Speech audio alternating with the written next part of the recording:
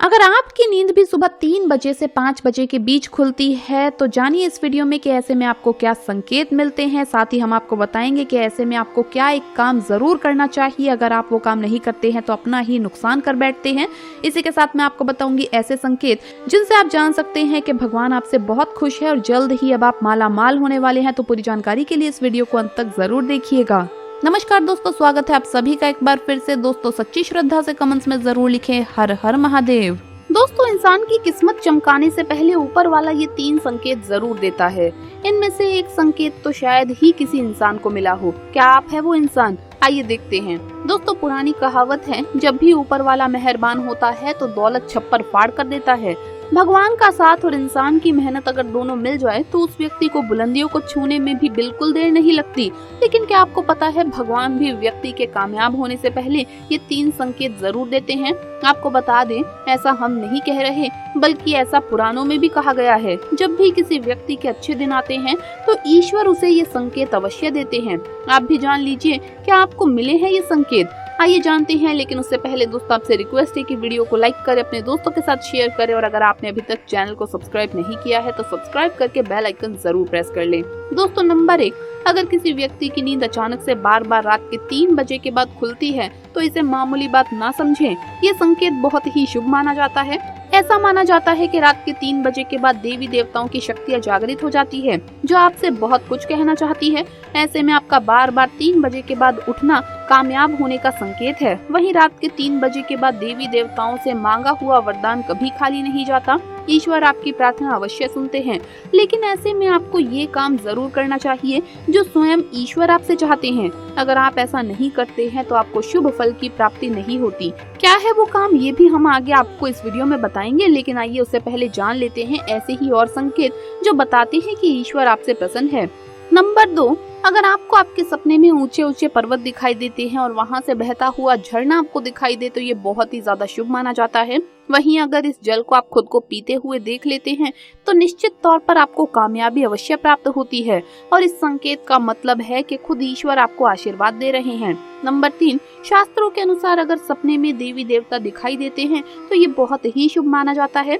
ऐसा माना जाता है कि सपने में देवी देवताओं का आना अत्यंत लाभकारी है। सपने में देवी देवताओं का आना एक पवित्र व्यक्ति होने का संकेत है। ऐसे व्यक्ति को कामयाबी चुटकी भर में हासिल हो जाती है, लेकिन ऐसे सपने कभी किसी को भूल कर भी शेयर ना करें। नंबर 4, पूर्वाभास। अगर आपको आने वाली घटनाओं का पहले से ही ज्ञान हो जाता है या आपको पूर्वाभास हो जाता है तो आप समझ जाइए कि दिव्य शक्तियों की आप पर कृपा है। नंबर 5, पारिवारिक प्रेम। आपकी पत्नी, बेटा, बेटी और आपके सभी परिजन आपकी आज्ञा का पालन कर रहे हैं। वो सभी आपसे प्यार करते हैं और आप भी उनसे बेहद प्यार करते हैं, तो आप समझ जाइए कि दिव्य शक्ति आपसे प्रसन्न है। नंबर 6, भाग्य से भी तेज। जीवन में आपको अचानक से लाभ प्राप्त हो जाता है। आपके किसी भी कार्य में किसी भी प्रकार की आपको बाधा उत्पन्न नहीं होती है और सभी कुछ आपको बहुत आसानी से मिल जाता है, तो आप समझ जाइए कि दिव्य शक्ति आपकी मदद कर रही है। नंबर 7, सुगंधित वातावरण का एहसास। अगर कभी कभी आपको ये महसूस होता है कि आपके आसपास कोई है या आपको बिना किसी कारण ही अपने आसपास सुगंध का एहसास हो तो समझ जाइए कि अलौकिक शक्ति आपके आसपास आपकी मदद के लिए है। नंबर 8, सुहानी हवा। आप पूजा कर रहे हैं और अगर आपको लगे कि अचानक सुहानी हवा का झोंका आया है या शरीर में कुछ अचानक दौड़ता सा प्रवाह महसूस हो, ऐसा तो पहले कभी भी ना हुआ हो, तो समझ जाइए कि देवी या देवता आप पर प्रसन्न है। नंबर 9, ठंडी हवा का घेरा। दोस्तों भूमि पर रहते हुए भी कभी कभी आपको ये महसूस हो कि मेरे आसपास बादल या ठंडी हवा का एक झोंका है जिससे मुझे घेरा हुआ है, तो आप समझ जाइए कि अलौकिक या दिव्य शक्तियों ने आपको घेर रखा है। ऐसा अक्सर बहुत ज्यादा पूजा पाठ करने वाले व्यक्तियों के साथ में होता है।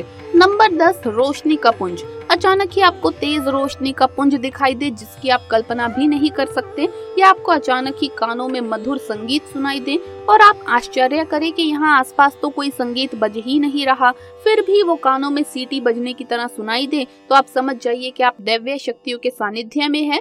ऐसा अक्सर उन लोगों के साथ होता है जो निरंतर ही अपने इष्ट देव का मंत्र जप कर रहे हो। नंबर 11, किसी की आवाज सुनाई देना।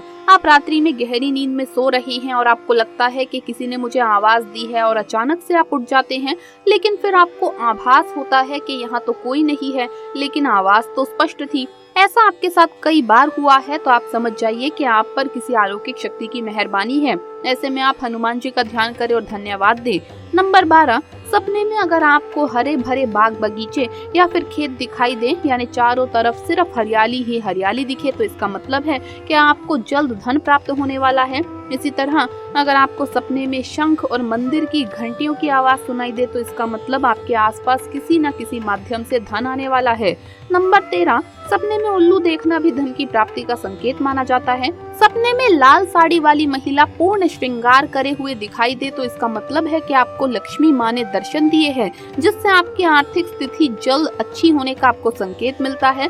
सपने में गन्ने को देखना भी पैसे के आने का संकेत माना गया है।